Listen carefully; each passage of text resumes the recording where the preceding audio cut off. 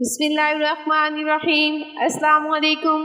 Magic voice میں خوش آمدید۔ آج شان مصطفیٰ کے مضمون میں ہم جانیں گے حسن و جمال کا پیکر ہمارے نبی۔ جیسے کہ قرآن پاک میں اللہ تعالیٰ ارشاد فرماتے ہیں وَالضُّحَىٰ وَاللَّيْلِ إِذَا سَجَىٰ وَوَدَّعَكَ رَبُّكَ وَمَا قَلَىٰ وَلَلْآخِرَةُ خَيْرٌ لَكَ مِنَ الْأُولَىٰ۔ ترجمہ: قسم کھاتا ہوں دن چڑھے کی یعنی چاشت کے وقت کی اور رات کی جب وہ پوری طرح چھا جائے کہ آپ کے پروردگار نے نہ تو آپ کو چھوڑا نہ وہ آپ سے ناخوش ہوا، اور یقیناً پچھلی حالت آپ کے لیے پہلی حالت سے بہتر ہے۔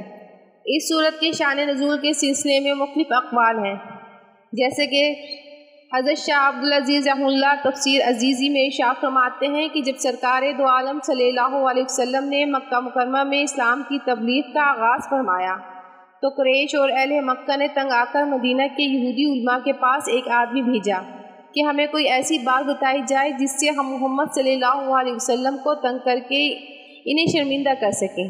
چنانچہ مدینہ کے یہودی مولویوں نے قریش مکہ کو 3 سوالات سکھلائے کہ یہ محمد صلی اللہ علیہ وسلم سے پوچھو، وہ ان کا جواب نہیں دے سکیں گے، اس طرح تمہیں اس کے ساتھ مذاق اور استہزاء کا موقع مل جائے گا۔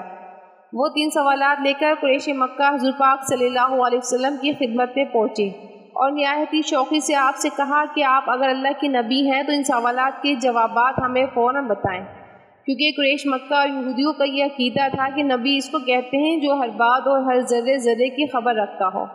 اس لیے انہوں نے نہایت ڈٹائی سے پوچھا کہ محمد صلی اللہ علیہ وسلم اصحاب کہف کتنے تھے، ذوالقرنین کون تھے، وہ کسے کہتے ہیں؟ آپ نے فرمایا کہ میں کل بتاؤں گا، انشاءاللہ نہ کہا۔ اس پر اللہ تعالیٰ نے سلسلہ وہی بند کر دیا جو 10 دن یا 15 دن یا 40 دن بند رہا۔ وہی کا سلسلہ بند ہونا تھا کہ ابو لہب ملعون اور قریش مکہ نے یہ پروپیگنڈا شروع کر دیا کہ حضرت محمد صلی اللہ علیہ وسلم کو ان کے رب نے چھوڑ دیا ہے اور وہ اس سے ناراض ہو گیا ہے۔ اس پر رحمت العالمین صلی اللہ علیہ وسلم کو بے حد صدمہ ہوا اور دل میں دکھ اور درد کی ایک لہر دوڑ گئی۔ چنانچہ جب قریش مکہ کے طعن اور زبان درازی کا سلسلہ دراز ہو گیا تو یہ صورت نازل ہوئی جس میں سرکار دو عالم صلی اللہ علیہ وسلم کی عظمت اور کفار مکہ کو جواب اور آپ کو مستقبل میں انعامات جلیلہ کی بشارت سے نوازا گیا، اور ساتھ ہی دوسرے مقام پر اپنے محبوب سے یہ بھی فرما دیا گیا کہ اے میرے محبوب، آپ آئندہ کے لیے نہ فرمایا کریں کہ میں کل ایسا کروں گا، بلکہ یوں فرمایا کریں کہ میں کو اگر اللہ نے چاہا تو ایسا کروں گا۔ ان میں اللہ تعالیٰ نے اپنے محبوب پاک حضرت محمد صلی اللہ علیہ وسلم کی شان پاک بیان فرمائی ہے۔ حضور کی ایک شان وہ ہے جو انبیاء بیان کرتے ہیں، جو اولیاء بیان کرتے ہیں، جو اصفیاء اور اتقیاء بیان کرتے ہیں، جو مولوی بیان کرتے ہیں، جو پیر بیان کرتے ہیں، اور ایک وہ شان پاک ہے جو عرش والا خود اپنی زبان مبارک سے بیان کرتا ہے۔ شان مصطفیٰ بیان کی جائے مگر انداز انوکھا اور اچھوتا ہو۔ آج عنوان شان مصطفیٰ ہو مگر زبان خدا کی ہو اور شان مصطفیٰ کی ہو۔ چنانچہ اللہ تعالیٰ اپنے محبوب کی شان پاک یوں بیان فرماتے ہیں کہ ارشاد فرماتے ہیں کہ وَالضُّحَىٰ، قسم ہے چاشت کے وقت کی۔ چاشت اس وقت کو کہتے ہیں جس وقت سورج طلوع ہو کر اپنی روشنی سے پورے عالم کو منور کر دے، اس کی روشنی سے وہ در و دیوار پوری طرح روشن ہو جائیں اور لوگ اپنی دنیاوی زندگی کے کاروبار کے لیے دکانوں پر جانے کے لیے روانہ ہو جائیں، زمیندار اپنی کھیتی باڑی میں مشغول ہو جائیں، دفتری لوگ اپنے اپنے دفتری کام سر انجام دینے لگیں، اور سورج طلوع ہو کر اپنی روشنی پھیلاتا ہوا آگے سے آگے بڑھتا چلا جائے۔ اللہ تعالیٰ نے چاشت کے وقت کی قسم کھا کر قریش مکہ اور منکرین توحید و رسالت کو یہ بتایا ہے کہ جس طرح آفتاب طلوع ہونے کے بعد اپنی شعاؤں اور روشنی سے تمام عالم کو منور کرتا چلا جاتا ہے اور دنیا کی کوئی طاقت اس کا راستہ نہیں روک سکتی، بلکہ وہ بڑھتا ہی چلا جاتا ہے اور پھیلتا ہی چلا جاتا ہے، اسی طرح میرے محمد صلی اللہ علیہ وسلم کی نبوت کا آفتاب طلوع ہو چکا ہے اور اس کی روشنی اب بڑھتی ہی رہے گی، اور اس کی رسالت کی تابانیاں اب رخ عالم پر ایمان کی روشنی بن کر چمکیں گی۔ کبھی وہ فاران کی چوٹی پر چمکے گا، کبھی وہ غار ہیرا اور غار ثور میں چمکے گا، کبھی طائف کی وادیوں کو روشن کرے گا تو کبھی سرزمین مکہ کو، کبھی وہ ابو بکر کے گھر میں چمکے گا اور کبھی حضرت عمر بن خطاب کی قسمت پر چمکے گا۔ اس کی چمک عام ہوگی، اس کی دمک عام ہوگی، اس کی روشنی عام ہوگی، اس کی خوشبو عام ہوگی، وہ آگے ہی آگے بڑھتا چلا جائے گا۔ اے قریش، تم میں اگر طاقت ہے تو آفتاب کو روک کر دکھاؤ، اس کی روشنی کو روک کر دکھاؤ، اس کی تابانی اور جلوہ سامانی کو روک کر دکھاؤ۔ اٹھو، ہمت کرو۔ اگر تم میں آسمانوں کے آفتاب کو روکنے کی ہمت نہیں تو پھر خبردار میرے محمد صلی اللہ علیہ وسلم کا بھی راستہ نہ روکنا۔ یہ رکنے کے لیے نہیں بلکہ بڑھنے کے لیے آیا ہے۔ جس طرح چاشت کے بعد سورج بڑھتے ہی چلا جائے گا، مجھے چاشت کی قسم میرے محمد صلی اللہ علیہ وسلم کی نبوت کا آفتاب بھی اب بڑھتا ہی چلا جائے گا۔ جیسے کہ اللہ تعالیٰ ارشاد فرماتے ہیں، اور نہیں بھیجا ہم نے تجھ کو مگر کافی واسطے سب لوگوں کے۔ چمگادڑ سنا آپ نے، تمام رات کوشش کرتا ہے کہ سورج طلوع نہ ہونے پائے، مگر اس کی تمام تر کوششیں رائگاں جاتی ہیں جب سورج افق کے مشرق سے طلوع ہو کر دنیا کو روشن کر دیتا ہے۔ چمگادڑ بیچارہ پریشان ہو جاتا ہے اور تو کچھ نہیں کر سکتا، البتہ الٹا لٹک جاتا ہے تاکہ آسمانی آفتاب کی روشنی کو نہ دیکھ سکوں۔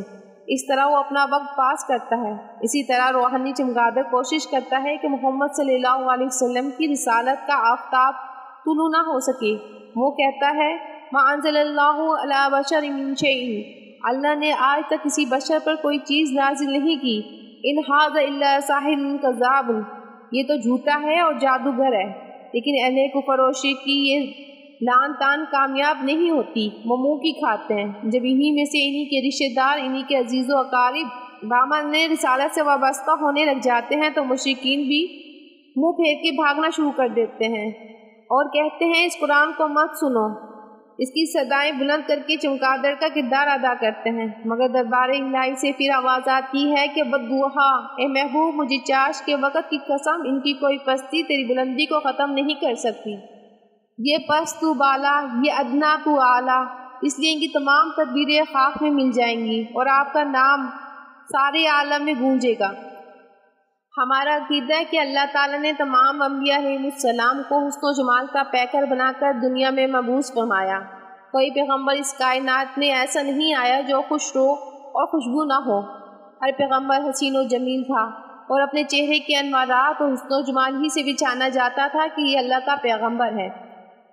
ہر نبی حسن و جمال کا بے مثال پیکر ہوتا ہے، جس کے دیکھنے ہی سے آنکھوں کو ٹھنڈک اور دل کو سرور ملتا ہے۔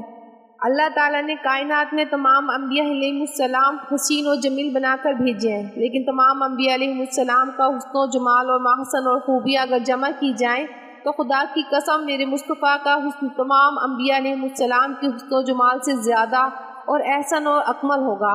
کسی شاعر نے کیا خوب کہا ہے کہ رخ مصطفیٰ ہے وہ آئینہ کہ ایسا دوسرا آئینہ، نہ کسی کی بزم خیال میں نہ نگاہ آئینہ ساز میں۔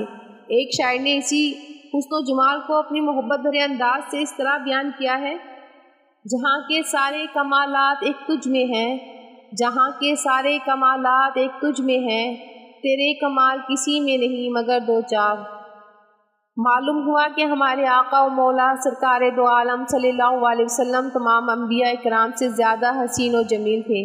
چنانچہ حدیث میں آپ کے حسن و جمال کی ہیں جو جھلکیاں ملتی ہیں، ان کا ایک مختصر سا خاکہ آپ کے سامنے پیش کرتی جاؤں تاکہ آپ کے ایمان کو تازگی میسر آ جائے۔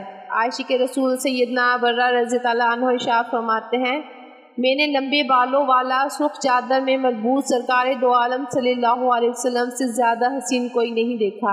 اسی طرح حضرت کعب بن مالک رضی اللہ عنہ فرماتے ہیں کہ جب حضور پاک صلی اللہ علیہ وسلم خوش ہوتے تھے تو آپ کا چہرہ مبارک ایسا منور ہو جاتا تھا کہ چاند کا ٹکڑا معلوم ہوتا تھا۔ اسی طرح حضرت سیدنا ابو ہریرہ رضی اللہ عنہ ارشاد فرماتے ہیں کہ میں نے حضور پاک صلی اللہ علیہ وسلم سے زیادہ خوبصورت کسی کو نہیں دیکھا، یوں معلوم ہوتا تھا کہ آفتاب آپ کے چہرے میں چل رہا ہے۔ حضرت انس رضی اللہ عنہ ارشاد فرماتے ہیں اور حضرت جابر رضی اللہ عنہ فرماتے ہیں کہ چاندنی رات تھی اور چاند پورے جوبن پر تھا۔ حضور پاک صلی اللہ علیہ وسلم سرخ کھلے لپیٹ کر آرام فرما رہے تھے تو میں کبھی چاند کی طرف دیکھتا اور کبھی حضور پاک صلی اللہ علیہ وسلم کے چہرے انور کی طرف دیکھتا۔ بالآخر میرا فیصلہ یہی تھا کہ حضور پاک صلی اللہ علیہ وسلم چاند سے زیادہ خوبصورت ہیں۔ آفتاب کو اپنے حسن پر ناز ہوگا، چاند کو اپنے جمال پر فخر ہوگا کہ میرے حضور نے ان کا مان بھی توڑ دیا۔ آفتاب نے جب میرے مصطفیٰ کا حسن دیکھا اور چاند نے جب میرے مصطفیٰ کا حسن دیکھا تو وہ بھی پکار اٹھے، صحنے چمن کو اپنے بہاروں پر ناز تھا، صحنے چمن کو اپنی بہاروں پر ناز تھا، وہ آ گئے تو ساری بہاروں پر چھا گئے۔ ساری دنیا چاند کی طرف دیکھتی ہے، چاند میرے مصطفیٰ کے رخ انور کی طرف دیکھتا ہے۔ ادھر انگلی کا اشارہ ہوا، ادھر چاند دوڑتا ہوا میرے مصطفیٰ کے پاس آیا۔ سبحان اللہ، آپ کا چہرہ نبوت کی کھلی کتاب تھی۔ بعض لوگ صرف رخ مصطفیٰ کو دیکھ کر مسلمان ہوئے، اس لیے اگر آپ کے رخ انور کی قسم کھا کر اللہ تعالیٰ آپ کے چہرے انور کو دلیل و توحید و رسالت قرار دیتے ہیں تو اس میں کوئی تعجب کی بات نہیں ہے، بلکہ والضحیٰ آپ کا چہرہ بھی مستقل دلیل ہے۔ آپ کے سامنے سب دو مثالیں ایسی پیش کرتی ہوں جن سے بخوبی علم ہو جائے گا کہ بعض صحابہ کرام آپ کے چہرے انور کو دیکھ کر اس قدر متاثر ہوئے کہ وہ ایمان لائے بغیر نہ رہ سکے۔ چنانچہ حضرت ابو رافع رضی اللہ عنہ ایک صحابی رسول ہیں، وہ فرماتے ہیں کہ قریش نے مجھے سرکار دو عالم صلی اللہ علیہ وسلم کی خدمت میں ایک پیغام دے کر بھیجا۔ میں جو ہی رسول پاک صلی اللہ علیہ وسلم کی خدمت میں حاضر ہوا تو میرے دل میں اسلام کی دولت راسخ ہو گئی۔ چنانچہ آپ اپنی زبان میں ارشاد فرماتے ہیں، یعنی جب میں نے رسول پاک صلی اللہ علیہ وسلم کو دیکھا تو فوراً میرے دل میں اسلام کی دولت ڈال دی گئی۔ سرکار دو عالم صلی اللہ علیہ وسلم جب ہجرت کر کے مدینہ منورہ پہنچے تو حضرت یوسف علیہ السلام کی نسل سے ایک اسرائیلی عالم دین حضرت عبداللہ بن سلام بھی آپ کی زیارت کے لیے آئے۔ حضرت عبداللہ بن سلام فرماتے ہیں کہ یعنی میں نے آپ کی طرف دیکھا اور میں نے آپ کا چہرہ انور کو غور سے دیکھا تو مجھے یقین ہو گیا کہ یہ چہرہ کسی جھوٹے کا چہرہ نہیں ہے، تو معلوم ہوا آپ کا چہرہ اسلام کی روشن دلیل ہے، آپ کا چہرہ دین کی روشن دلیل ہے، آپ کا چہرہ توحید کی روشن دلیل ہے، آپ کا چہرہ صداقت کی روشن دلیل ہے۔ آپ کا چہرہ پڑھتا جا اور اسلام کی تحریر سمجھتا جا۔ اللہ تعالیٰ نے والضحیٰ کی قسم کھا کر یا تو چاشت کے وقت کی قسم کھائی اور یا رخ مصطفیٰ کی قسم کھائی۔ دو قسموں سے یہ مقصود ہے کہ اے قریش اور میرے محبوب کی رسالت کے کھلے اور نکھرے چہرے کا انکار کرنے والوں، میرا محبوب بڑھے گا، پھلے گا، پھولے گا، اس کی عظمتوں کا ڈنکا بجے گا۔ کوئی بدرو میرے مصطفیٰ کے راستے میں رکاوٹ بننے کی کوشش نہ کرے، اس کو حرف غلط کی طرح مٹا دیا جائے گا۔